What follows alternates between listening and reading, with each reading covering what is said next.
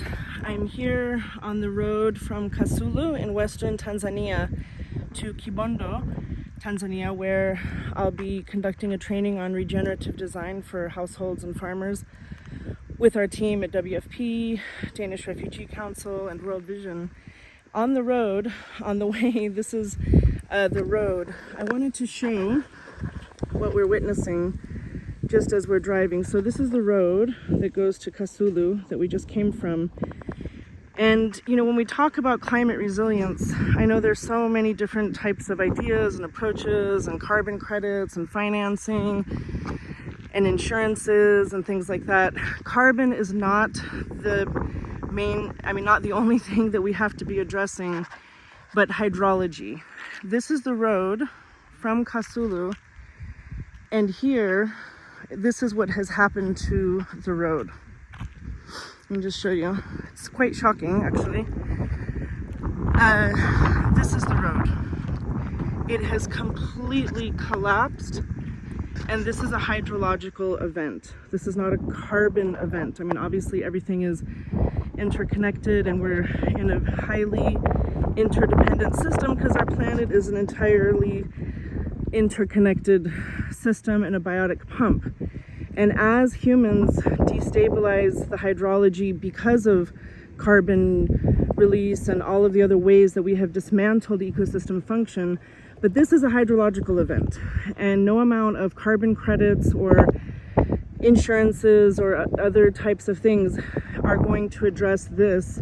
What will address this are watershed-based approaches to restore the hydrological stability and the stability of soil. So if you can just see here, the entire road has completely collapsed and is washing away. And so now what they're trying to do is, make another stronger road, and that is not the solution. This entire area where I am and where I've been coming for many years, since about 2017, is subject to such unbelievable deforestation. In many places you see more stumps than trees. It's not as evident here. You can see a number of tree stumps all over this area, but we've got to get our water back in place. We've got to get the water systems to be intact, and this is the way that we can protect these from these types of events happening. So in addition to carbon cycles, nutrient cycles, stabilizing the hydrologies in watersheds and catchments, and this is often a regional conversation, transboundary water conversations. I was in Iraq in July, and the Euphrates River is drying up, because of things that are happening upstream, like in Turkey. Whatever is happening or not happening in Turkey is going to affect the Euphrates River and the marshlands, the Mesopotamian marshes in Iraq. So these transboundary conversations across geopolitical borders, water does not care about politics and geopolitical boundaries. So yeah, I see so much of this stuff as I travel, not only across Africa, but across the world.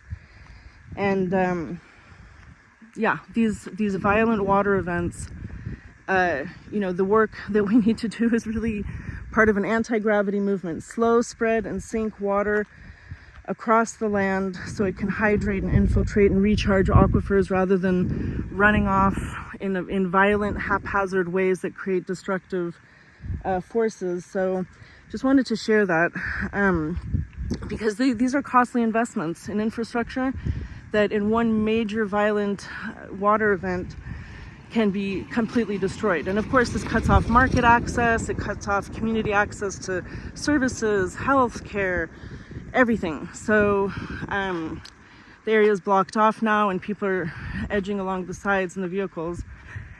So wanted to share that and encourage everyone to understand that land-based approaches, restoring ecosystem function, is foundational for not only climate adaptation, but climate mitigation, right? When we stabilize the hydrology and those carbon cycles, nutrient cycles, that is the only way that we can start to reverse what we have collapsed, which is the ecology, the hydrology, and all of those cycles. So wanted to share that. Thanks.